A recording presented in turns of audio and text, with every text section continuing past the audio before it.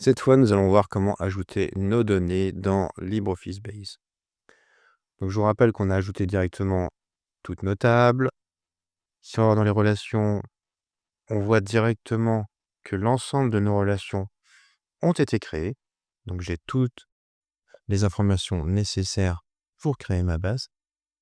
Donc, maintenant, ce que je vais faire, c'est que je vais ajouter mes données.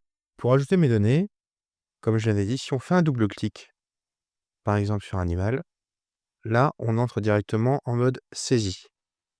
Donc là, je peux saisir directement les données qui m'intéressent.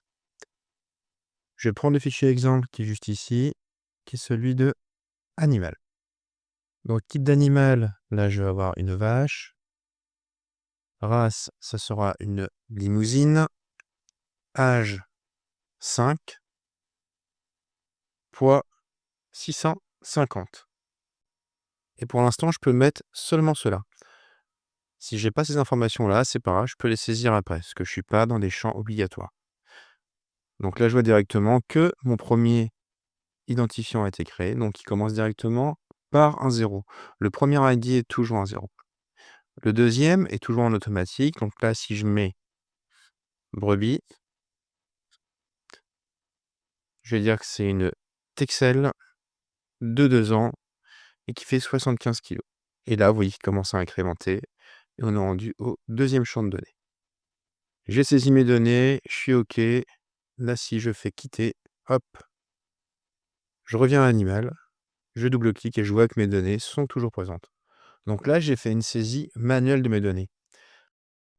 Saisir des données comme on l'a fait juste là, c'est-à-dire en ajoutant directement nos données dans la table, c'est très facile, c'est rapide, mais c'est bien pour des ajouts ponctuels.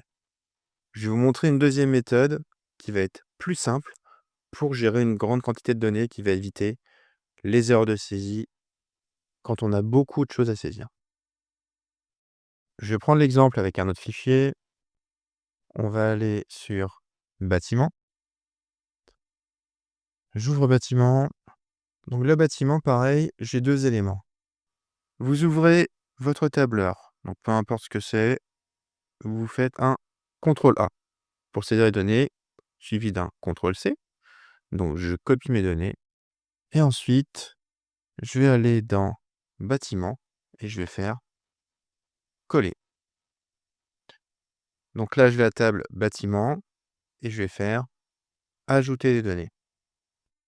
Et là, vous voyez qu'il va me demander le lien entre les deux, donc ID bâtiment, type, capacité, usage. Et là, je fais créer. Et si je double-clique sur bâtiment, je vois que là, il m'a créé directement une donnée. Donc là, vu que moi, mon identifiant était à 1, il commence directement à 1. Donc par exemple, si je rajoute d'autres données, on va dire ferme, capacité, on va mettre 150, 140 plutôt, et on va mettre élevage. Voilà. Vous voyez qu'il commence directement à 3. Donc le premier identifiant que vous allez commencer à avoir, il va déterminer l'ordre logique de la suite. Donc là, pour faire bien, ce que j'aurais dû faire, c'est de commencer directement avec un identifiant qui soit à 0 pour que toute ma base de données soit raccord avec les mêmes informations. Donc vous voyez qu'ici, c'est quand même beaucoup plus simple pour importer des données.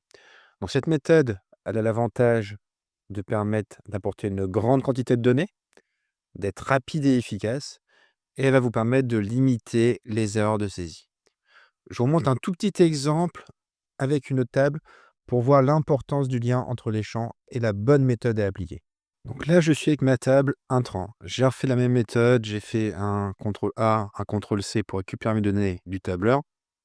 Et ensuite, je vais les coller directement dans intrant.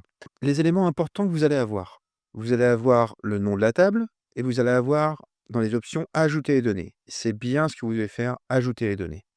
Là, si je clique sur suivant, ensuite, je vais voir que j'ai les mêmes noms de champs qui correspondent des deux côtés. Et vous devez bien faire attention à ça, d'avoir des noms de champs qui correspondent. Si jamais vous avez des noms de champs qui sont différents, vous êtes susceptible de faire des erreurs. Là, le champ qui me manque, ça sera mon ID externe, mais que je vais pouvoir ajouter après.